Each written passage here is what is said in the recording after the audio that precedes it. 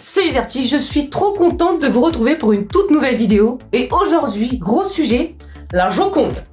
Enfin, pas le tableau fait par le seul et unique De Vinci, mais un d'un tout autre style, alors c'est parti. Prenez un objet emblématique des années 80 et le tableau le plus connu au monde, mélangez, et vous obtenez la Joconde en Rubik's Cube.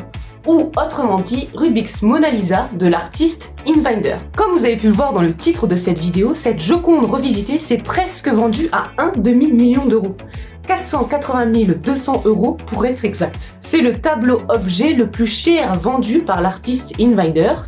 Tu m'étonnes, ça fait cher le casse-tête en plastique.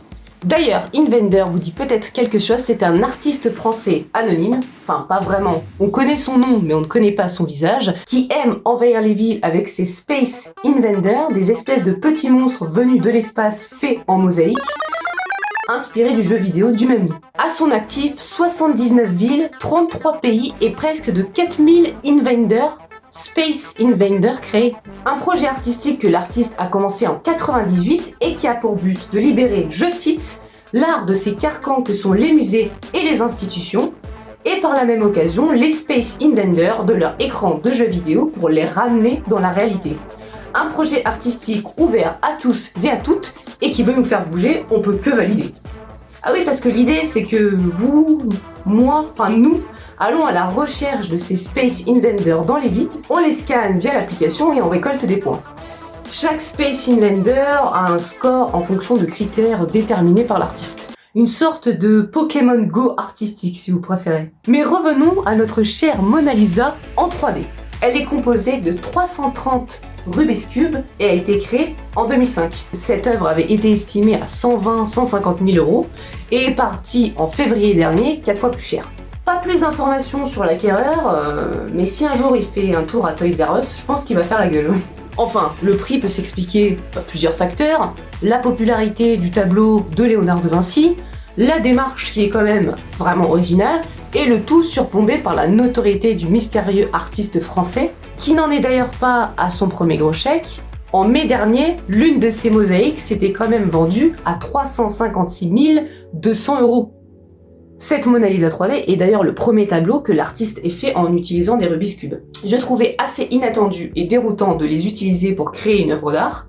C'est un objet à la fois ludique et scientifique, dit-il. Il rajoute, la Mona Lisa est une des premières que j'ai faites ainsi. Cela me semblait d'autant plus pertinent que Léonard de Vinci est un artiste ingénieur et que j'utilise un objet scientifique créé par un mathématicien. D'ailleurs, cette technique a même son nom, auto-baptisé par l'artiste lui-même, mais son nom quand même, le Rubik's Cubisme. Un mélange de Rubik's Cube et de cubisme, j'imagine.